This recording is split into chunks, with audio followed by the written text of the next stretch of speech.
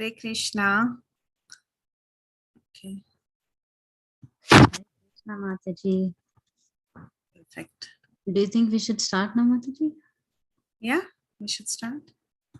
Kirtita Mataji is on the call.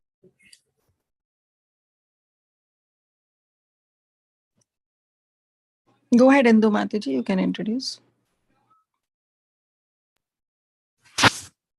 Hare Krishna, dear devotees. Welcome to Bhakti Sangha Japa call. And today we will continue with the Nectar of Instructions, the 9th verse. Hare Krishna. We will start with the 9th verse of Nectar of Instructions today. And this will be given by, the class will be by Her Grace, Preethi Vilasini Mataji. And Mataji, please take over. Thank you all for your continued association and for being very enthusiastic in this. We just have another 3 verses from today. So please stay with us. Hare Krishna. Thank you so much. Thank you, Indu Mataji. And thank you all so much for joining us. And we're continuing our study of Upadeshamrita, which is Nectar of Instruction. Nectar of Instruction has 11 verses, very, very important verses, which is very crucial in our practice of Krishna consciousness. And today we will be covering verse number 9. Okay. Hey, Tulsi Mataji, do you have any question? You have raised your hand or it's by mistake? No, I think it's from the kids class. Oh, okay. Sorry. Okay, no problem. So let's start with our prayers. Om Ajnana Timirandhasya Jnananjana Shalakaya Chakshurunmilitam Yena Tasmai Shri Gurave Namaha.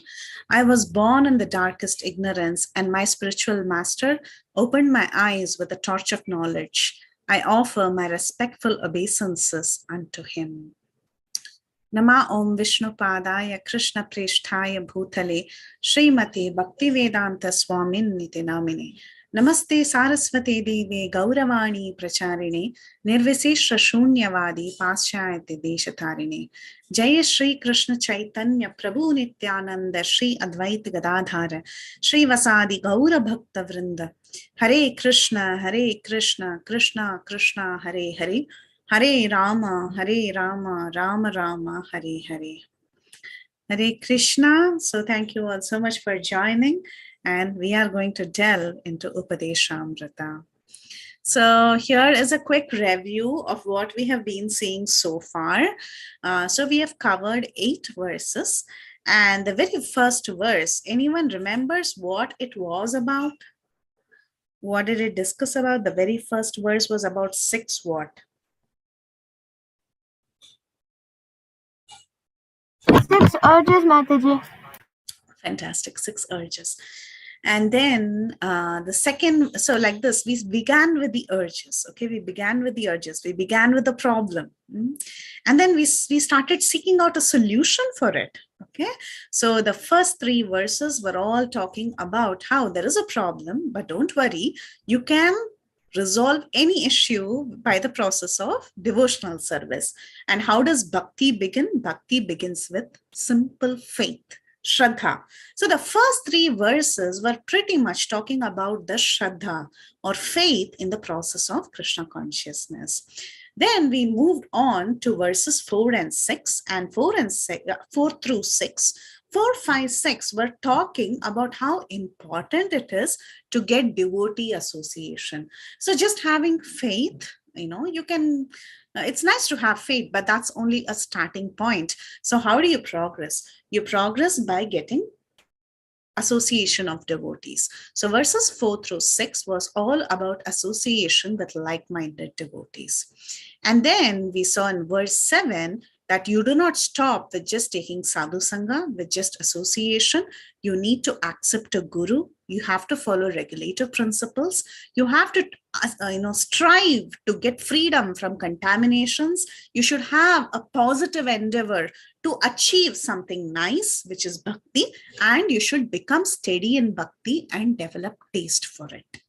Okay, so these are the different stages. We saw Shraddha, then we saw sadhu sangha, then we saw bhajana kriya, Anartha Nivritti. Anartha Nivritti means getting rid of unnecessary things. Those are contaminations. Nishta is steadiness and Ruchi is taste. You all know Ruchi, right? Everyone likes Ruchi food. So Ruchi means taste. So, and Nishtha is being very firm. So steadiness in bhakti. So like this, gradually a person has to progress from Shraddha up till Ruchi. Now, once you get a taste, what happens? We discussed in verse number 8 that you must develop asakti, which is full attachment to the process of Krishna consciousness. And verses 9 through 11, they are going to talk about the further stages of bhava and prema. Okay, bhava is the preliminary stage of complete love of God. Okay, it is like a little ray of love of God. Like you have a sun and you have sun's ray. So imagine one ray of the sun. So like that, bhava is like a ray from the sun of prema. And prema is fully blossomed love of God. So for us to progress, we begin with Shraddha and we move all the way till bhava. So all this is described in the 11 verses of Upadeshamrita. So that's a quick recap from previous session. And here we go. This is what we saw in verse number 8, and this was covered by His Grace Vivek Prabhu. So he said the verse itself was about the place to perform bhakti. So that was the verse that was covered in verse number 9. And before we decide on the place to perform bhakti, it is very important to train the mind. So he divided the class into two parts. One is why to train the mind, and then how to train the mind. So why to train the mind is so that throughout your life, you can develop impressions about Krishna, and at the final time, at the final testing time, that is the time of death, you can remember Krishna. So that is the reason why we train the mind, because this process of bhakti is not only an art of living, it is also an art of dying.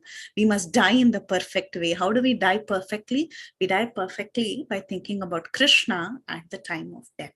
So that is real success of human life. Okay, so first we saw the reason to train the mind, and then we saw how to train the mind. How do we train the mind? We have to reside in a particular place, in a particular atmosphere, by taking shelter of advanced devotees, so that it is possible for us to think of Krishna and his pastimes. What is the process? What do we do there when we're training our mind? We are staying in a place, but what do we do there in that place? We have to constantly remember about Krishna and his eternal associate. So like that, our remembrance of Krishna has different stages. So we begin with,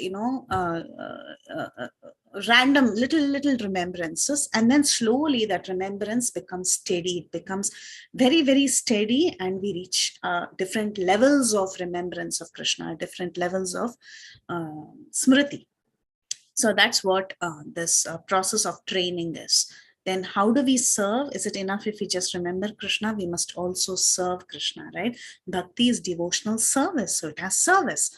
We serve with feeling under the guidance of the eternal associates of Krishna.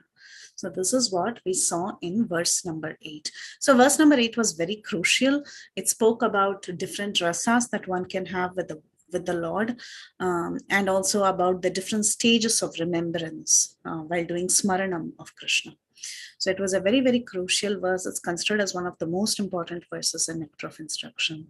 Now we are going to go to verse number 9, and verse number 9 is very simple, very easy to relish, very nice, and it's just a gradation of different places and which is the best place in this universe. So that is what verse number 9 is. It's a very, very sweet, very simple verse. Verse 9. So in verse 8, we saw the best place to perform bhakti is Vraja. That is what verse number 8 openly said. But then which place in Vraja? Can you pin down which location in Vraja? So that is what we are going to see in this verse, which is verse number 9. So you will be introduced to a very, very important place within this universal creation, which is the best place to perform devotion. So that is this verse. So let's get into the verse. I'll chant the verse and then we'll look at the translation and we'll move ahead.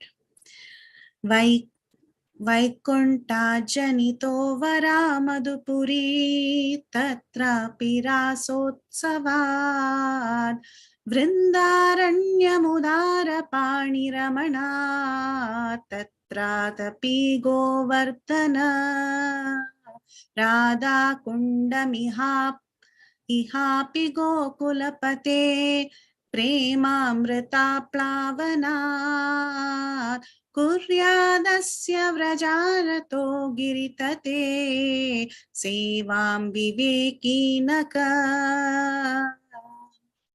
The holy place known as Mathura is spiritually superior to Vaikunta.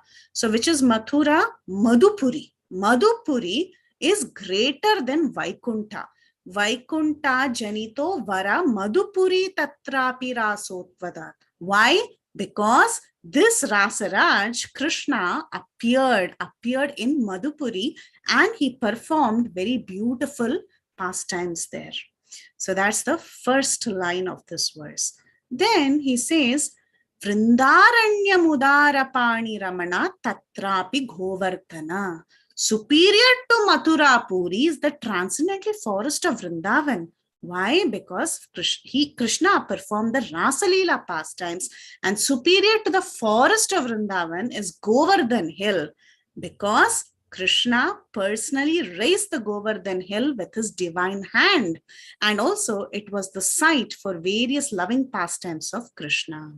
Then he introduces a greater place. He says, Radha Kunda mihapi gokulapate premamrita aplavanat. So what does he say? He says that after describing Govardhan, he says, and above all the super excellent, and above all this is the super excellent Sri Radha Kunda that stands supreme as it is overflooded with the ambrosial nectarian prema of the Lord of Gokula, Sri Krishna.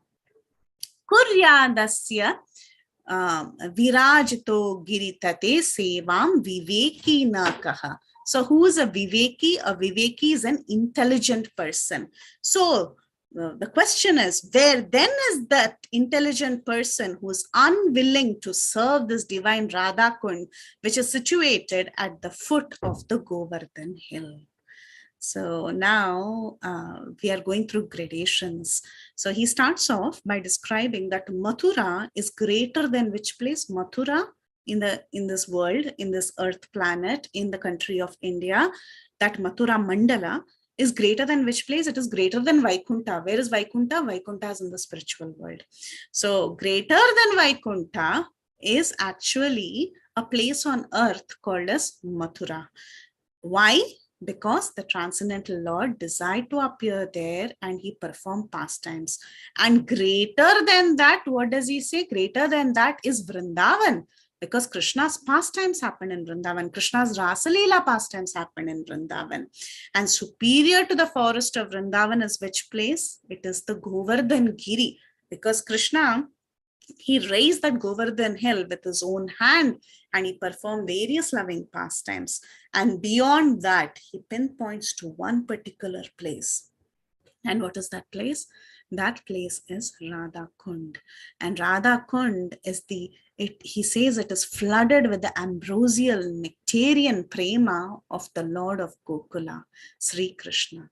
Then, where then is that intelligent person who is unwilling to serve this divine Radha Kund, which is situated at the foot of Govardhan Hill.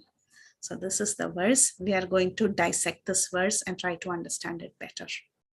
So the first part of the verse was about a comparison between the material world and the spiritual world.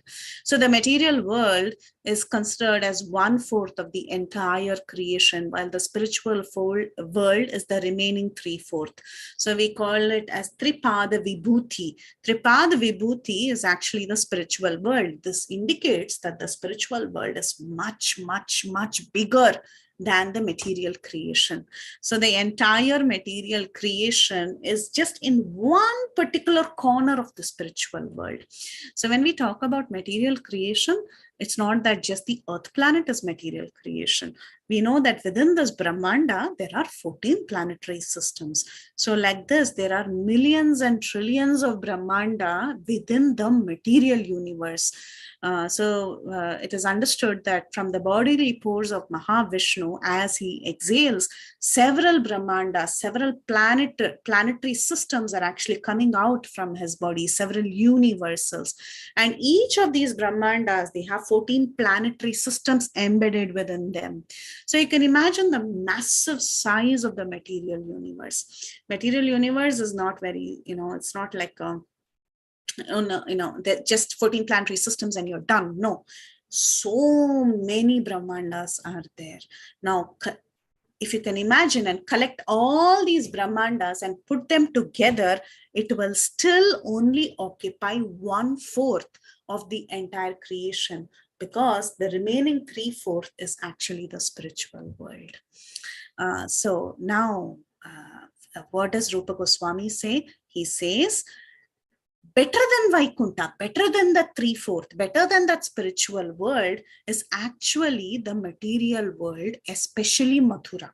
Okay, so he says better than the spiritual world is better than this Goloka Vrindavan is this place Mathura. Why do you think Mathura is better? Anyone wants to guess? Why do you think Mathura is better than Goloka Vrindavan or Vaikuntha? What is the speciality of Mathura?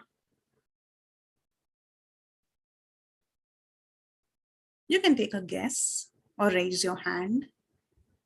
Mataji, in Mathura, Krishna appeared on this earth. Yes, Krishna appeared on this earth. So it is interesting that in Mathura, the Lord decides to take birth. Okay, the birth of the Lord is possible in the material world. Krishna is eternally present in the spiritual world. But Mathura has a special significance because you can see the pastime of the birth of the Lord. And that Supreme Lord, who is the owner of the 3/4 and the 1/4, and who creates everything, and he is the supreme controller, proprietor, everything of anything that can exist, he has this heart to actually come down and take birth and perform pastimes on this land. So you can imagine how great this land of Mathurapuri is. So Rupa Goswami says, better than Vaikuntha is actually this material world where the Lord decides to come and perform pastimes, especially the pastime of his birth. Okay. Then he tells, okay, Mathurapuri, Mathura Mandal is actually very wonderful. But within Mathura Mandal, okay, so what did we see? We saw the totality of creation, both material and spiritual worlds. And in that, we came down to the material world. And within the material world, we came down to Mathura Mandal, which is there in the land of India. Okay, we came into the 14 planetary systems, we came to the central planetary system, and there we went to Earth, and then there we chose Mathura, and we said this is better than everything else that is existing outside of this. Okay, that's what we have done. Now, in this Mathura Mandal, which is a huge place, he says the 12 forests of Vrindavan are better. Okay, it is not only Mathura city that is great, but further, he says that the 12 forests of Vrindavan are even better. So what is the speciality about the 12 forests of Vrindavan? That is where Krishna performs his different pastimes with the gopis and the gopas of Vrindavan. So there are 12 forests, and the 12 forests are Madhuvan, Thalvan, Kumudvan, Bahulavan, Kamyavan, Khadiravan, Vrindavan, Bhadravan, Bhandiravan, Belvan, Lohavan, and Mahavan. So these are the 12 forests where Krishna has walked through all these 12 forests. His lotus feet has gone through every place of this forest, and he has performed pastimes with all the devotees of Vrindavan. Very, very sweet, very spontaneous devotion has been exhibited by many of the devotees, and he has enjoyed different pastimes with all his devotees and different rasas. So that is the speciality of the 12 forests of Vrindavan. Now he says, beyond this, there is one particular place in these 12 forests of Vrindavan. That is the Govardhan Hill. Now he zooms in, okay? He says Govardhan Hill is better than all these places. Why? Because Krishna personally lifted the Govardhan Hill with his little finger. And Krishna himself describes the glories of the Govardhan Hill during the Govardhan Leela pastime. He talks about how this Govardhan Hill is actually facilitating the pastimes that he's having with his devotees. Govardhan provides shelter and nourishment for all the cows. So Krishna can take the cows, he can tend the cows on the Govardhan Hill, and the gopis themselves, they glorify this Govardhan Hill. The gopis call Govardhan as Haridasa Varya. Haridas Varya means the best of all the servants of Krishna. So how is he the best of all the servants of Krishna? And how come the gopis of Vrindavan, who are the topmost of all the devotees of Krishna, are actually glorifying Haridasa Varya? Because Haridasa Varya, this Govardhan Hill, is supporting all the pastimes that Krishna can have with the gopas and the gopis. So he provides whatever is needed. He provides the kundas, he provides the forests, he provides the fruits, the leaves, everything, the grass for the cows, everything is provided by this Govardhan Giri. So Shastra, if you read scripture in the Brihad Bhagavatamrita, it talks about 3 different Haridasas. So you have Haridas, who's Yudhishthir Maharaj, and then you have another Haridas who's Uddhava, and then you have this Haridas Govardhan. So there are 3 Haridas.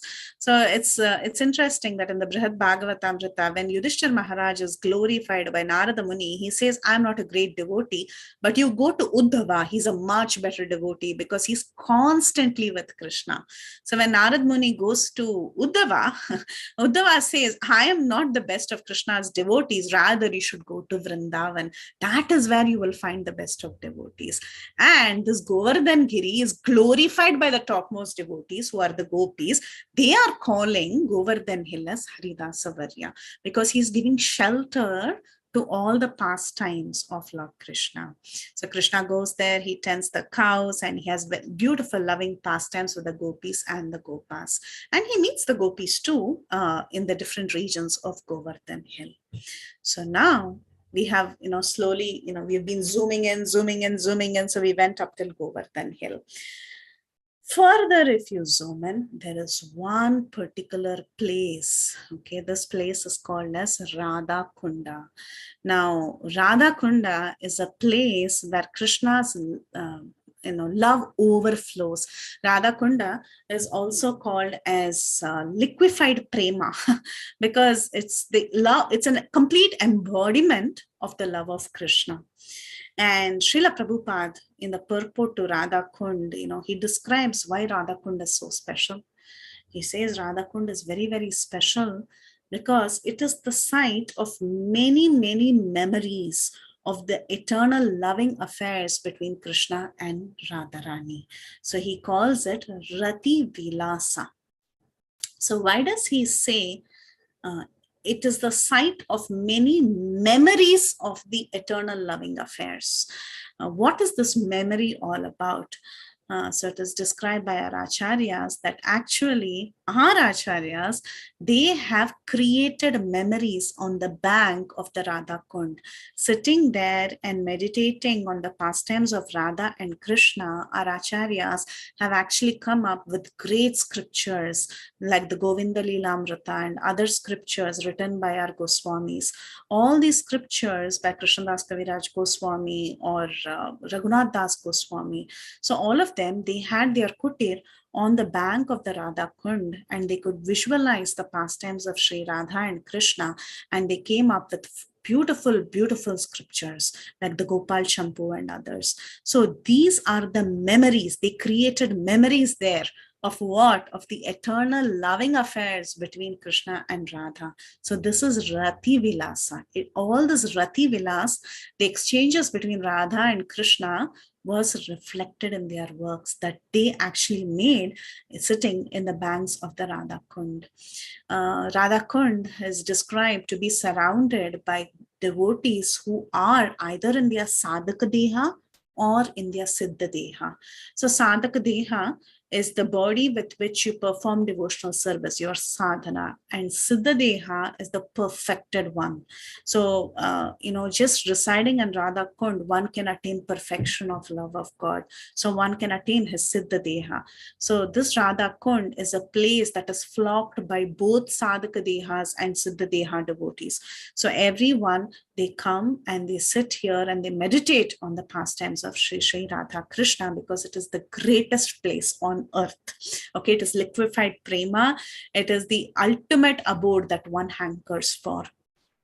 And there is a history about how this Radha Kund was actually found. This place is known for the pastimes of Radha and Krishna, and the original pastime is actually recorded in the Srimad Bhagavatam. This is the pastime of the killing of the demon Arishtasura. There was one demon by the name Arishtasura who came to Vrindavan in the shape of a bull. Krishna had to actually kill this demon. But after he finished killing Arishtasura, the gopis, they were not very happy with this act of Krishna. So when Krishna went to meet with the gopis said that they would not talk to Krishna, or they would not meet with him privately, because they said, Krishna, you're an offender. You have actually killed a cow, go hatya, a cow, bull, that race generally. So you have killed a bull, you've killed a cow, so you have done go hatya. That means you've incurred great sin, because go hatya actually results in, a very, very high sins, which is very difficult to absolve. Okay. So they tell Krishna, you're an offender and you've incurred so much sins. So just don't come near us. Don't even touch us, or don't even play with us. Don't do anything. We have nothing to do with you because you're a sinner. But then Krishna, he tried to explain to the gopis, it is described in the Srimad Bhagavatam, that actually I'm not incurring any sin. He was a demon. Just because he took the shape of a cow or a bull, it doesn't mean that, he's a nice person or something. He's a demon. A demon is a demon. So if I've killed a demon, I do not incur sin for killing a demon just because he took the shape of a cow or a bull. But then the gopis said, no, whatever it is, you have incurred sin. So then the gopis tell him that it's very difficult for you to absolve the sin. You have to bathe in all the holy rivers, and that is when you can get rid of this sin. So now Krishna, of course, he's the Supreme Lord. So he said, why should I go to every single river and bathe there to get absolved of the sin? On my command, I will call all the rivers here. So he strikes the ground with his heel and he invites all the rivers, the Ganga, Yamuna, Saraswati, Kaveri, Narmada, Godavari, all the holy rivers. They come in their personal forms and they fill out the little ditch that Krishna has created with his heel. And then it expands and it forms a full kunda. So this kund, or this pool of water, is actually called as Shyama Kund, because it was created by Shyam, by Krishna. Now, seeing this, Krishna, he looks at this kund and then he tells the gopis, see, I brought all the rivers here. And he jumps into that kund. He jumps into that kund and he takes a bath, he dips himself and he comes out and he says, now I'm absolved of all sins. So I'm all clear now. Now the gopis, they feel very embarrassed because, they were trying to challenge Krishna and it appeared like as if they almost lost a challenge. So they say that, oh, you are flaunting about your kund. We'll create a much better kund than yours. So that is when the gopis, they start bringing water from a nearby pond called as Manasi Ganga, which is also an extension of the original Ganges, which is filled with the Ganges water. So they try to bring the water from there and they try to create a ditch with the bangles. It's called, the initial part of the kund is called as Kankana Kund, because Kankan means bangles. So they take out their kankan and then they dig a little pond and then they try to bring the water from there and they try to fill their pond and they want to make a pond that is much better than Krishna's pond. So they start doing that and this goes on for a while and they are not really successful because how much water can they bring from somewhere and fill it up, right? So then Krishna feels really bad for the gopis, and then he requests these rivers to go and approach Srimati Radharani and request Radharani if they all together could fill even her kund. So all these rivers personified, they go and show up in front of Srimati Radharani, and they glorify her, and they tell her how she's the source of all the Lakshmis, and they request her that if she is merciful, they can actually fill up her little pond. And Radharani gives permission, and all these rivers, they fill up this pond. That's when Krishna declares that this is the most important place in the world, and this is the holiest of all the places, and it's going to be celebrated greater than this Shyamakund. So this was Radha Kund, and it is an expression of prema. It is an expression of love of Srimati Radharani. So that's why it's called liquefied prema, and it is a place where love for Krishna overflows, liquid, right? It overflows there. So it's a very, very sweet pastime, and Radha Krishna, they have had some very beautiful interactions in these kundas, especially the Radha Kund. That's why it's so highly celebrated. It's considered the holiest place in creation by all our acharyas. Then, after Krishna Leela was over, with time, obviously, we all know that many places on earth suddenly get covered up. Okay, they don't vanish, but somehow with time things get covered up and they get uncovered also. So it was time for these holy places to get uncovered. It was just 500 years ago, before Lord Chaitanya, when he descended, he went on a yatra to Vrindavan. So when he went on a Vrindavan yatra, at that time, he was looking out for Radha Kund, because he is Radha Krishna himself, right? So he was definitely looking out for this place, and somehow this entire place was covered with paddy fields with time. But then as he was looking out for this particular place, he saw a very small pond-like thing, okay, in the midst of paddy fields. And he could immediately understand that this is actually Radha Kund. And he cleared that place, and he also took a dip there, and then he went back and he told the Goswamis, especially Srila Rupa Goswami and Raghunath Das Goswami, and he gave them the mission to actually excavate the pond there and create both Shyam Kund and Radha Kund in its original state. So later, the Goswamis, they took on this task, and the ponds were actually excavated. It is interesting that there was a rich merchant who was on his way to Badri. He wanted to give a huge donation to Lord Badrinath for the temple construction there. But the deities, the deity of Badrinath actually appeared in his dream and told him to actually give that donation here to the Goswamis, so that they could excavate these two kundas, and Radha Kund and Shyama Kund could be re-established. So that's how they get the funding to actually build these two beautiful ponds. And even today, when you go to Vrindavan, if at all you have the opportunity, definitely everyone's desire is to visit Radha Kund at least once and take a few drops of water and place it on their head. It's the most sanctifying place one can ever set their foot on. So that's what Nectar of Instruction is declaring so boldly. Chaitanya Mahaprabhu himself took great efforts to actually restore this place. He has a very personal connection with it, and he gave personal instructions to his own associates. So we can understand how important it is for Chaitanya Mahaprabhu. This place is extremely important for Chaitanya Mahaprabhu. So if it is important for Chaitanya Mahaprabhu, obviously it is important for the followers of Chaitanya Mahaprabhu. And the importance of this place cannot be understood by everybody. It cannot be understood by everybody. It cannot be understood by all Vaishnavas also. So there are many Vaishnavas from different sampradayas, and no one can really fathom the glory of Radha Kund. It is only the followers of Sri Chaitanya Mahaprabhu. It is only the followers who have accepted Sri Chaitanya Mahaprabhu as their life and soul by the mercy of Sri Chaitanya Mahaprabhu understand the glory of this divine place. So without Chaitanya's mercy, no one can understand what Radha Kund is all about. It is only understood by the followers of Chaitanya Mahaprabhu, who are Gaudiya Vaishnavas and who have definitely accepted his mercy. So that is the greatness of this particular place, Radha Kund. And there are many pastimes of devotees near Radha Kund. As I mentioned, there are devotees both in the Sadhaka Deha and Siddha Deha. So in their Sadhaka Deha or Siddha Deha, they are constantly meditating on the pastimes of Radha and Krishna.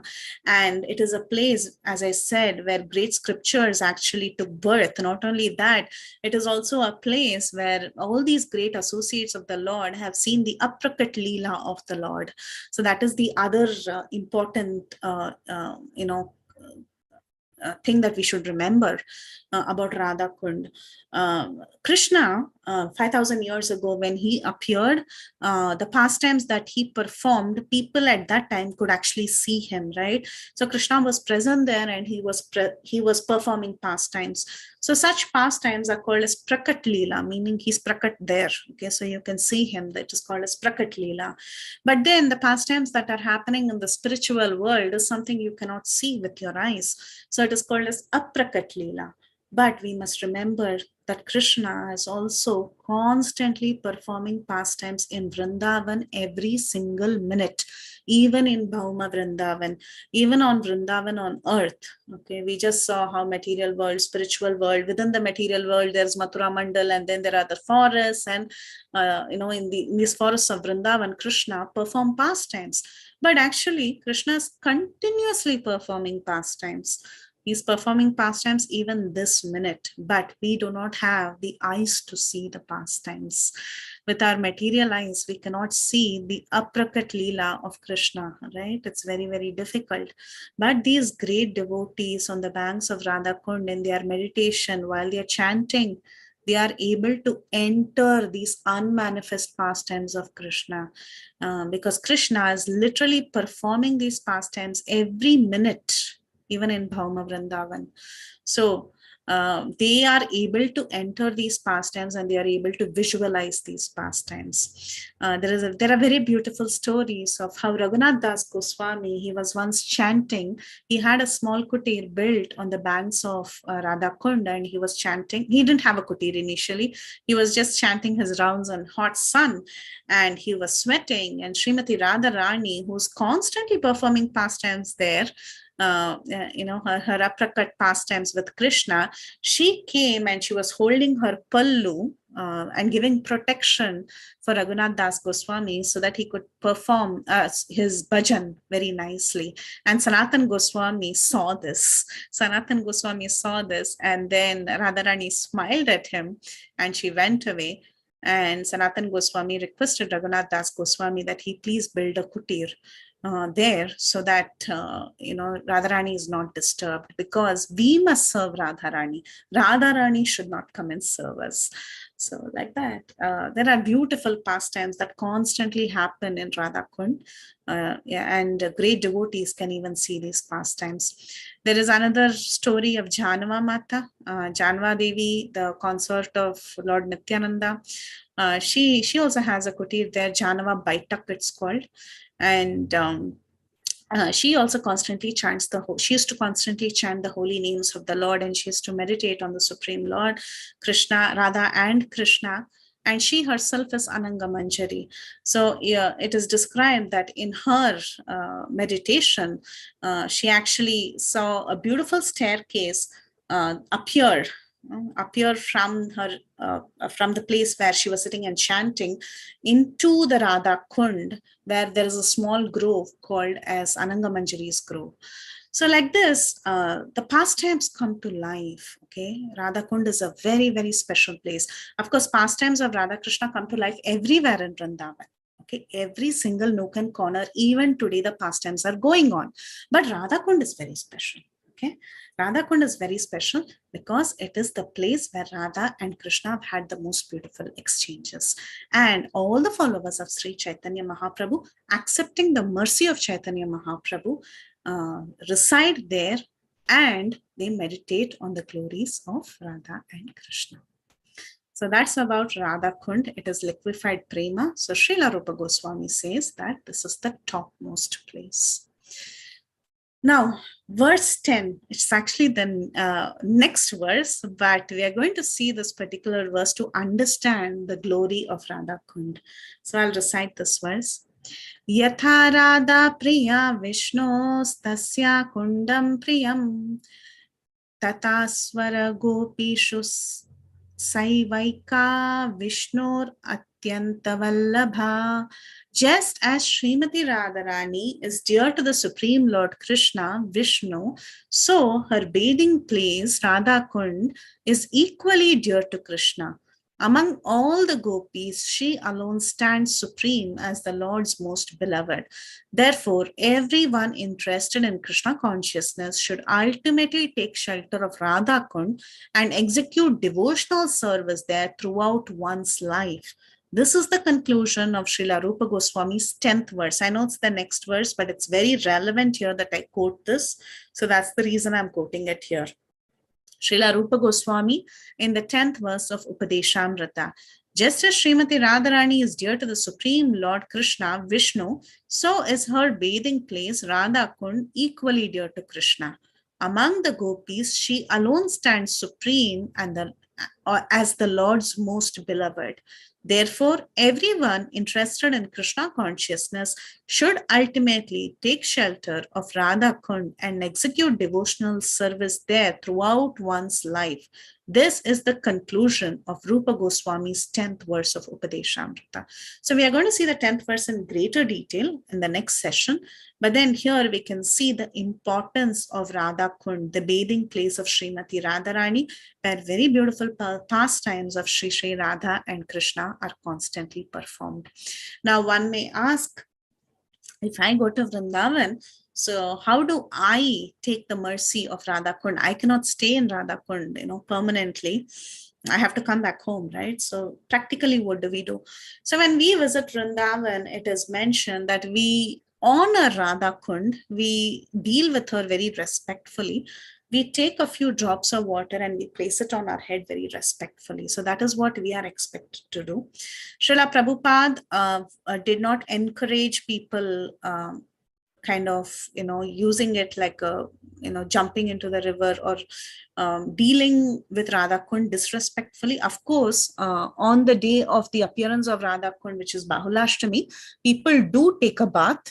It's considered as Radha Kund becomes very merciful on that particular day. So everyone do get inside and they take a bath. But generally, the standard is that when we see Radha Kund, we take a few drops of water and we place it on our head very respectfully. It is the mood. Okay, it is the mood that is important.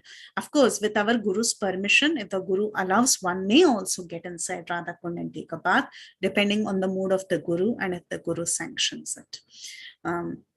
So those are a few words about this holy place. So let's see, it's a very short verse. I know we'll be finishing ahead of time, but let's look at the gradation. So we saw the different places. What did we see? We saw that better than the spiritual world, the Vaikuntha realm is the material world. Especially we came down to Mathura Mandal, right? And from Mathura Mandal, we came to the forests of Vrindavan. From the forests of Vrindavan, we pinned down to Govardhan Hill. And from Govardhan Hill, we came to one particular location, which is Radha Kund. So it is interesting to see that in Vaikuntha, that is the first, if you see this chart, you'll understand what I'm telling. So in Vaikuntha, there are 2.5 kinds of Bhakti Rasa.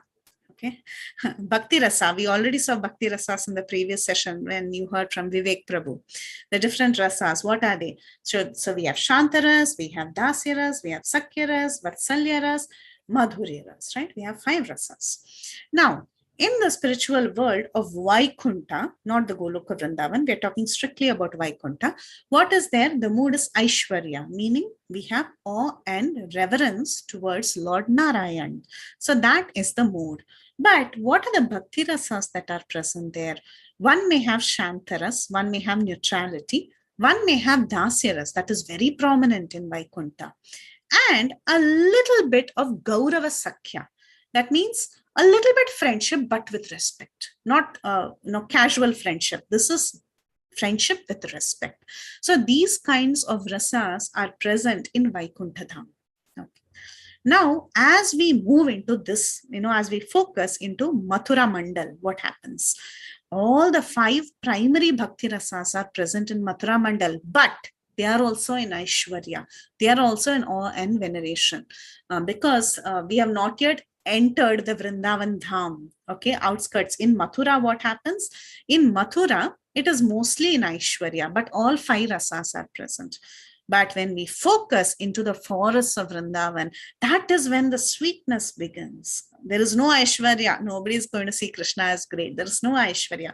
There are all 5 prime Bhakti rasas are present. Vatsalya rasa is present in Mahavan. That is where Nanda and Yashoda, they take care of Krishna, right? Mahavan. And then you go to the other ones. There the Sakya rasa is prevalent. When Krishna and the cowherd boys, they go to the forests of Vrindavan to graze the cows. And then you do have, the Dasya Rasa that is present in many places, inside the house of Nanda Maharaj, outside, in so many places you have Dasya Rasa. And you also have Madhurya Rasa. Obviously, the gopis are present. The gopis are present in different locations throughout Vrindavan. And there is also Shanta Rasa by the trees and the cows and all these animals. So like this, all the 5 primary Bhakti Rasas in the mood of sweetness, not Aishwarya, in the mood of sweetness is actually present throughout Sri Vrindavan's forests. Now let's pinpoint to Sri Govardhan. So it is getting concentrated now. So in Govardhan, there are 2 kinds of Bhakti Rasa, and they are strictly in Madhura Rasa. Which one are these? This is Madhurya Rasa shown by the gopis, and the Vishrambhak Sakya Rasa, more spontaneous, equal. They feel equal with Krishna, the Sakya Rasa there. It is not with respect, it is more on equality. So like this, the rasas get more and more concentrated. And finally in Radha Kunda, it is Madhurya Rasa, because we saw how Radha Krishna pastimes happen in Radha Kunda. So it is strictly sweetness, and that too their Bhakti Rasa is Madhurya Rasa. So it becomes more and more and more concentrated. So we also see a hierarchy of transcendental rasas as we move and we reach Radha.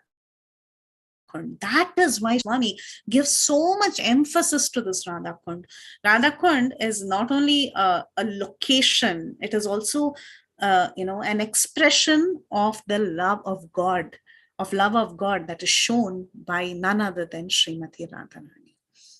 So here is the flowchart for us to understand the best place for bhajan. Of course, the spiritual world, Krishna is present, but Mathura Mandal becomes special because Krishna does his birth pastimes, and he comes down and he interacts with the fallen devotees like us, with all the Baddha Jivas like us. It's interesting that the Supreme Lord, he can actually stay where he is and be happy. He's got so many associates there, but he's so compassionate. He's so compassionate that he misses the people in the material world. So for the sake of the people here, for the sake of his devotees here, he's so compassionate that he decides to descend, and he comes here to give his association to all of us and uplift us. So that is the glory of Mathura Mandal. The Lord himself desires to actually take birth here. And then the forests of Vrindavan, every nook and corner Krishna has walked, and he has graced every location in Vrindavan. The Govardhan Hill, where such sweet pastimes happen. And finally, Radha Kunda, where the essence of all prema is actually seen. So these are the gradations. Thank you so much. It was a short session, but this is what we had to discuss for today. So if you have any questions, you can go ahead. Hare Krishna.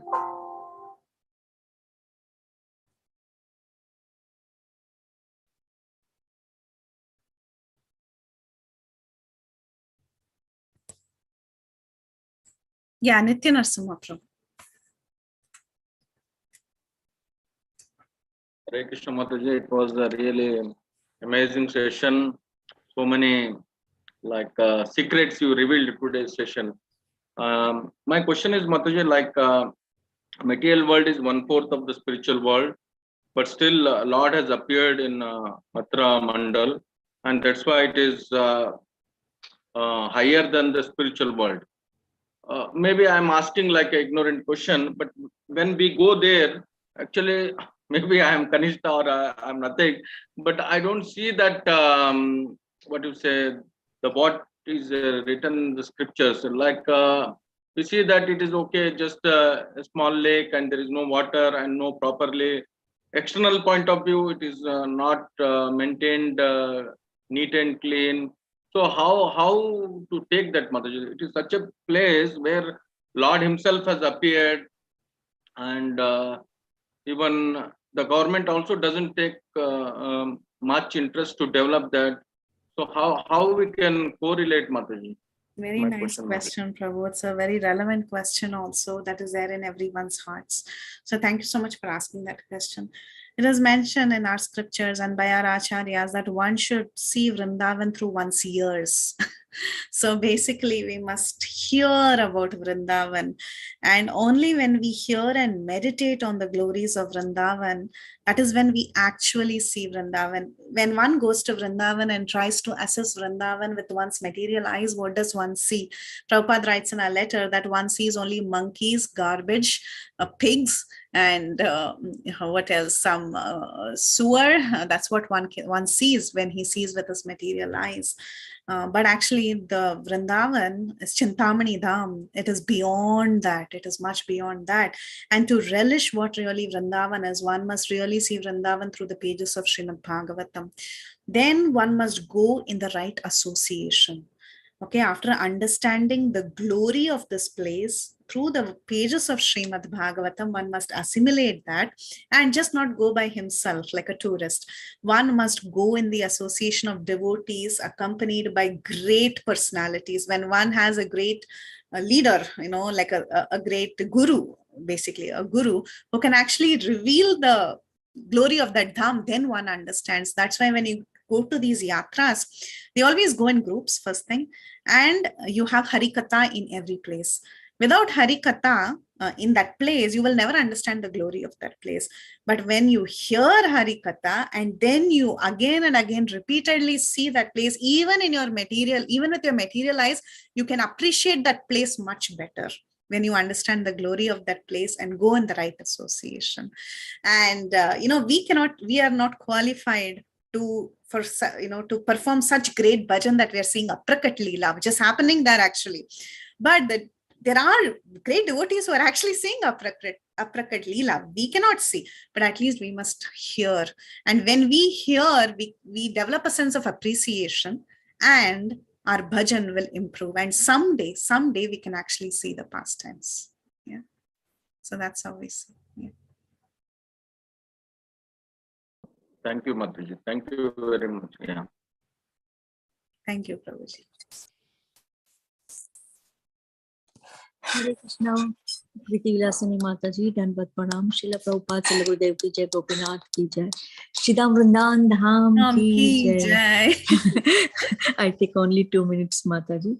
You explained so nicely about the Rup Goswami and Raghunath Das Goswami, Shri Shyam Kund and Radhakunda को उन्होंने वो किया, introduce किया, and only the Shri Chaitanya Mahaprabhu ji disciple, only Shri Chaitanya Mahaprabhu ji disciple can see Shri Shyam Kund and Radha Kunda and Shridham Vrindavan Dham. Mansi Sarovar is also Ganga Maya, Srimati Sisi Ganga Maharani, and you explain about the Gaudiya Vaishnava pastime, the glory of divine place of the glory of Shridham Vrindavan Dham, and Sadhaka Deha and Sadhya Deha, and Leela of Shri Radha Kunda and Mathura Mandal, then 12 Mahavan.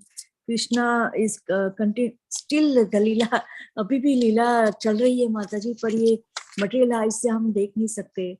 And yes, Mataji, when we visit Siddham Vrindavan Dham with Maharaj, Guru Maharaj, and with so many Maharaj, as Sachidanand Maharaj, as Radhanand Maharaj, as Niranjan Maharaj, as Chandramuli Maharaj, they explain the Dham का जो महत्व होता है, श्री श्याम कुंड, श्री राधा कुंड, श्री गोवर्धन धाम, तो उनकी eyes से हम enter हो सकते. We don't have a qualification to enter Shridham Vrindavan Dham.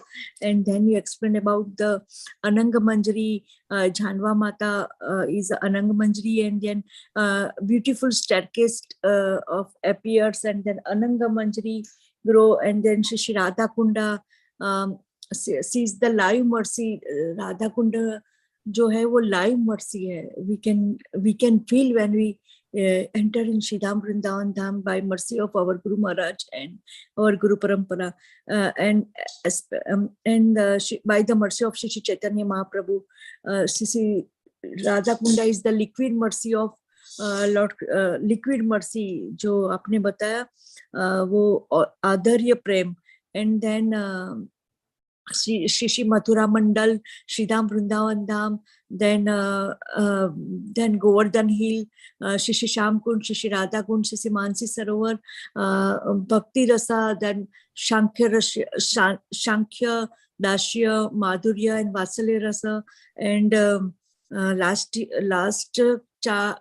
class, HG Vivek Prabhuji explained, Mataji. And today you also remind that Bhakti Rasa and Mathura Mandal, you take us in Mathura Mandal Dham and Shri Govardhan Dham and Shri Sham Kunda and Radha Kunda, and you explain about the Dashya Ras is the जो नंद महाराज के महल में जो सेवा करते हैं. Then Madhurya Ras is like gopis and Shantaras and creepers and flowers. So in Shridham Vrindavan Dham, before entering Shridham Vrindavan Dham, we have to prepare a mood to enter in a dham. Without preparing mood, what is that mood? To hear Shri Bhagavatam regularly, Mataji, and then only we understand the dham mahatva by the Guru Parampara and our spiritual master mercy.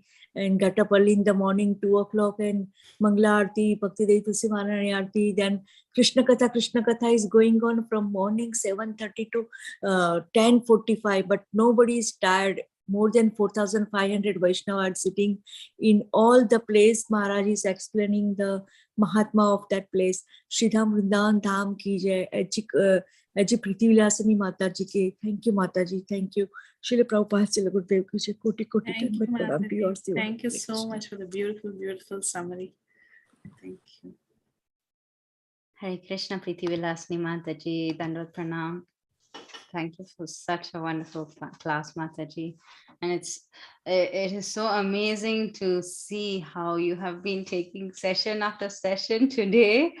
All glories to your wonderful service, Mataji. And this is a very, very dear topic, very important concept for all of us to understand. Thank you so much for sharing that. Dear devotees, if you have any questions, please let us know. I see a question in the chat, Mataji. Would you like to address that? Yeah. So we are conditioning our hearts with the right association upon visiting such holy places. Thank you for this wonderful clarity in this class. Yes, Mataji, it is true, because we have to condition our hearts. We just, like we say, you know, when we see a person, we do not judge by externals, right? We have to condition our hearts to understand who that person is. So we go, we talk, we interact with that person and get more inputs about that person. So as we associate with that person, what happens? The externals do not matter anymore. We start seeing that person as being very beautiful, right? So it is a sort of conditioning, because we see the inside of that person, and we have so much appreciation for that person with time. Externally, that person may not look very attractive. So our first impression may not be great, right? But then we go and then we talk and we understand that person. And every time we see that person as so beautiful, as so impressive, right? So it's a state of conditioning which is correct. But actually, I mean, that's how we have to start off. But definitely Vrindavan, when it reveals its real beauty, we can understand it's also actually beautiful. When the Bhauma Vrindavan of the spiritual aspect of that place is revealed, we can see that it is also physically very beautiful. But externally, it is covered because of our mundane vision. So that's just an extra insight that I wanted to add. Thank you, Flavio, Mataji. Thank you, Mataji, for explaining clearly. Hare Krishna. Hare Krishna, HG Preethi Vilasini. Mataji, can I add one second point? Yes. With your permission. You explained so nicely about Shridham Vrindavan Dham is Chintamani Dham, and the trees and creepers and Monkey Mara, they are not ordinary personality. The trees are कितने सालों की तपस्या ऋषि मुनि होते हैं. So we should not take it grantly. We should not do any अपराध, क्योंकि हमें नहीं पता होता है कि वो कितनी सालों की तपस्या के बाद श्रीधाम वृंदावन धाम. And the श्रीधाम वृंदावन धाम रज is very important. We have to pray that we are not qualified, but we become a Vrajraj of Shridham Vrindavan Dham, that all the sadhu santa will वो चल वहाँ पे जो भी परिक्रमा करते हैं तो उनकी ब्लेसिंग मिले. हरि हरि गौरांगा माता जी दंडवत प्रणाम. श्रीधाम वृंदावन धाम की जय. Yeah, that's true, Mataji. Like how the Brahma Samhita explains that every tree is a kalpa vriksha and every single grain of sand there is Chintamani. So that is Vrindavan. And for us to understand its value, yeah, definitely it will take time, but someday we can definitely see through the eyes of our acharyas and understand its value. And that's why Uddhava prayed that he wants to become a blade of grass in Vrindavan. And Lord Brahma also prays that he becomes dust, right? A particle of grain in Vrindavan. Yeah. Thank you, Mataji.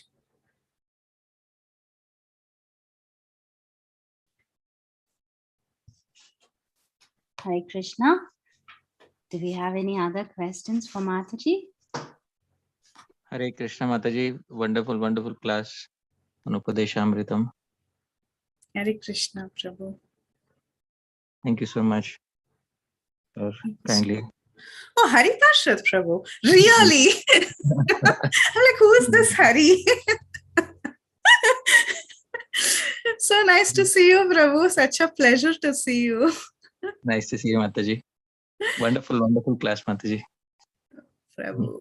Yeah, I beg for your mercy. And where are you, Prabhu? Seattle. Oh, wonderful. Still here in West Coast. So nice. Thank you for your blessings, Prabhu. Thank you, wonderful class, Mataji. Thank you for explaining the glories of Sri Vrindavan so nicely. I was earlier watching on YouTube. Now, then I joined in through Zoom. Thank you so much, Mataji. Prabhu, can you please say a few words, Prabhu? We always love to hear from you. What can I say, Mataji? Well, Vrindavan's dust is very glorious. And one of the reasons it is very glorious is because once when a tiny baby swallowed a few particles from the dust of Sri Vrindavan, and his mother asked him to open his mouth, those particles of dust turned into the entire universe. How sweet. So that is what it is.